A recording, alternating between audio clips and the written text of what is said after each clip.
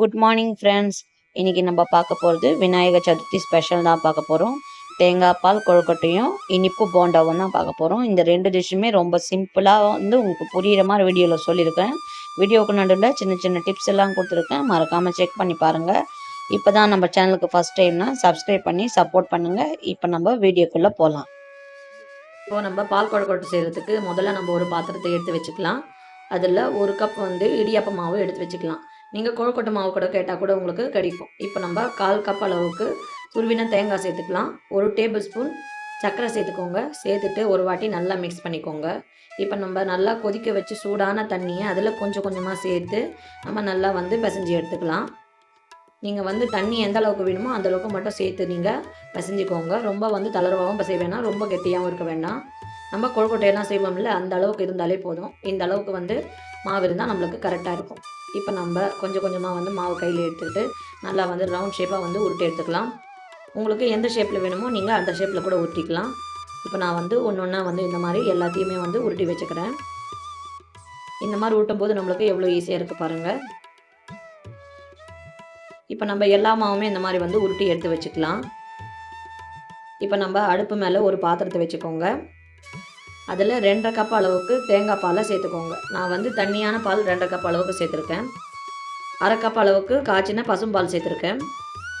இப்போ அது ரெண்டுமே நல்லா கலந்து விட்டுட்டு 2 டேபிள் ஸ்பூன் அரிசி மாவை கொஞ்சமாக தண்ணி சேர்த்து நல்லா திக்காக கலந்துட்டு அதில் சேர்த்துக்கோங்க. இப்போ பால் கொதித்து வர ஸ்டேஜில் நம்ம உருட்டி வச்சுருக்கிற இந்த கொழுக்கட்டையெல்லாம் அதில் சேர்த்துக்கலாம். பால் ரொம்ப கொதிக்க வச்சுட்டு அதுக்கப்புறம் நீங்கள் கொழுக்கட்டை சேர்த்தாலும் உங்களுக்கு அந்த பால் கொழுக்கட்டை நல்லா இருக்காது. அதுவும் இல்லாமல் நீங்கள் பால் கொதிக்காமல் சேர்த்தாலும் அந்த ஒரு மாதிரி லப்பர் மாதிரி ஆகிடும். இந்த ஸ்டேஜில் சேர்த்துக்கோங்க. ரொம்பவே பர்ஃபெக்டாக நம்மளுக்கு பால் கொழுக்கட்டை கிடைக்கும். இப்போது இது ஒரு 10 நிமிஷம் மீடியம் ஃப்ளேமில் வச்சு நல்லா வேக வச்சுக்கோங்க. இப்போ 10 நிமிஷம் நல்லா வெந்தாச்சு. இப்போ நம்ம ஒரு வாட்டி கலந்து விட்டுக்கலாம். இப்போ பார்க்கும்போதே தெரியுது பாருங்கள், அந்த கொழுக்கட்டையெல்லாம் நல்லா வெந்து மேலே வருதுன்னு. இந்த ஸ்டேஜில் நான் 1/2 கப் அளவுக்கு திக்கான தேங்காய் பாலை சேர்த்துக்கிறேன்.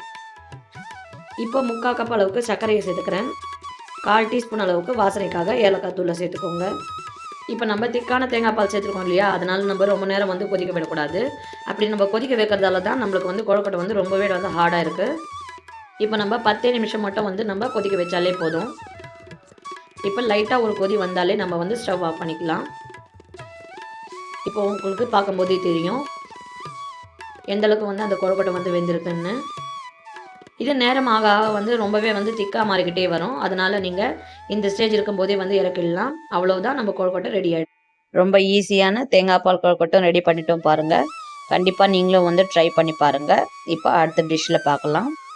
முதல்ல இந்த ரெசிபி செய்கிறதுக்கு நம்ம ஒரு பவுல் எடுத்து வச்சுக்கலாம். இப்போ நான் 1 கப் அளவுக்கு மைதா மாவை சேர்த்துக்கிறேன். 1 கப் அளவுக்கு மைதா மாவுனா 1/2 கப் அளவுக்கு சர்க்கரையை சேர்த்துக்கோங்க. இப்போ 1/2 கப் அளவுக்கு ரவையும் சேர்த்துக்கிறேன். நீங்கள் எந்த கப்பில் மைதா மாவு எடுக்கிறீங்களோ அந்த கப்லேயே எல்லாமே அளந்து எடுத்துக்கோங்க. இப்போ ஒரு பிஞ்ச் அளவுக்கு உப்பு சேர்த்துக்கிறேன். ஒரு பிஞ்ச் அளவுக்கு ஏலக்காய் தூளை சேர்த்துக்கிறேன். சேர்த்துட்டு இப்போ நம்ம கட்டிப்படாமல் எல்லாமே நல்லா கலந்து விடலாம். அங்கங்கே நிற்காத மாதிரி நம்ம முதல்ல நல்லா கலந்து விட்டுக்கோங்க. இப்போ நான் 1/2 கப் அளவுக்கு பால் எடுத்திருக்கேன். இப்போ அதில் சேர்த்து நம்ம கலந்து விடலாம். பால் நான் 1/2 கப் அளவுக்கு எல்லாமே ஊற்றிக்கிட்டேன் முதல்ல. இது கட்டிப்படாமல் நல்லா கலந்து விட்டுக்கோங்க. அதுக்கப்புறம் நம்ம தேவைப்பட்டுச்சுன்னா கொஞ்சம் கொஞ்சமாக தண்ணி சேர்த்துக்கலாம். இப்போ நான் 1 கப் அளவுக்கு தண்ணி எடுத்துருக்கேன். அதில் நம்ம கொஞ்சம் கொஞ்சமாக ஊற்றி கலந்து விடலாம். ஏன்னா தண்ணியோட அளவு நம்ம கரெக்டாக சொல்ல முடியாது, ஒவ்வொருத்தவங்களுக்கும் மாறுபடும். அதனால் நம்ம கொஞ்சம் கொஞ்சமாக சேர்த்து கலந்து விட்டுக்கோங்க. எனக்கு மொத்தமாக 1/2 கப் அளவுக்கு தண்ணி தேவைப்பட்டுச்சு. இப்போ நல்லா கட்டிப்படாத மாதிரி கலந்து விட்டுக்கோங்க. ஏன்னா அங்கங்கே லம்ஸ் ஃபார்ம் ஆகும். அதனால் நீங்கள் நல்லா கலந்து விட்டுக்கோங்க. இப்போ நல்லா கலந்தாச்சு. இது ஒரு தோசை மாவு பதத்துக்கு இருக்கணும். அப்போ தான் நம்மளுக்கு போண்டா விடும்போது கரெக்டான பதத்துக்கு வரும். இப்போ பார்த்திங்கன்னா நல்லா தோசை மாவு பதத்துக்கு இருக்கு பாருங்கள். இப்போ ஒரு 15 நிமிஷத்துக்கு இதை அப்படியே டிஸ்டர்ப் பண்ணாமல் ஒரு தட்டு போட்டு மூடி வச்சுக்கலாம். 15 நிமிஷம் கழித்து எப்படி இருக்குன்னு பார்க்கலாம். இப்போ 15 நிமிஷம் ஆச்சு, நம்ம திறந்து பார்க்கலாம். இப்போ 15 நிமிஷம் ஆயிடுச்சு, திறந்து பார்க்கலாம். பாருங்கள், மாவு கொஞ்சம் ஊப்பி வந்த மாதிரி இருக்குன்னு. இப்படி நம்ம ஊற வைக்கும்போது தான் நம்ம போண்டா நல்லா புசு புசுன்னு வரும். நம்ம இன்றைக்கி பேக்கிங் சோடா எந்த சோடாவும் சேர்க்க போகிறது கிடையாது. உங்களுக்கு விருப்பம்னா நீங்கள் கொஞ்சம் சேர்த்துக்கலாம். ஆனால் இது சேர்க்காமலே நல்லா புசு புசுன்னு வரும். இப்போ நம்ம எண்ணெயை ஒரு கடாயில் காய வைக்கலாம். இன்றைக்கி நம்ம சுட போகிற போண்டா வந்து எல்லாமே வந்து ஒரே ஷேப்லேயே வரப்போகுதுன்னு சொல்லியிருக்கேன் இல்லையா, அதனால் இந்த மாதிரி ஒரு குழி கரண்டியே எடுத்து வச்சுக்கோங்க. உங்கள்கிட்ட இந்த மாதிரி குழி கரண்டி இருந்தாலும் பரவாயில்ல, இல்லைன்னா நார்மலான நீங்கள் சட்னி சாம்பாருக்கெல்லாம் ஊற்றுவீங்களா, அந்த மாதிரி ஒரு கரண்டி இருந்தாலும் பரவாயில்ல. என்கிட்ட இன்றைக்கி இந்த கரண்டி இருக்குது, அதனால் நான் இன்றைக்கி இந்த கரண்டியில் உங்களுக்கு செஞ்சு காட்டுறேன். இப்போ இந்த கரண்டியை அந்த எண்ணெயில் கொஞ்சம் நேரம் வச்சு நீங்கள் எடுக்கலாம். ஒரு 5 நிமிஷத்துக்கு இது கரண்டி வந்து நல்லா வந்து சூடாகட்டும். இப்போ கரண்டி கொஞ்சம் சூடாகிருக்கு. இப்போ நம்ம ஒரு கரண்டி மாவை இந்த கரண்டியில் வந்து சேர்த்துக்கலாம். சேர்த்துட்டு நம்ம மறுபடிக்கும் வந்து அப்படியே வந்து எண்ணெயில் விடலாம். இந்த ஸ்டெப் நீங்கள் பண்ணும்போது கொஞ்சம் வந்து நீங்கள் பொறுமையாக செஞ்சால் தான் உங்களுக்கு வந்து மொதல் வாட்டி பண்ணும்போது ரொம்ப அழகாக வரும். இப்போ நீங்கள் கொஞ்சமாக வந்து மெதுவாக வந்து எடுத்து விடலாம். பாருங்கள், கொஞ்சம் கூட ஒட்டாமல் வந்திருக்குன்னு.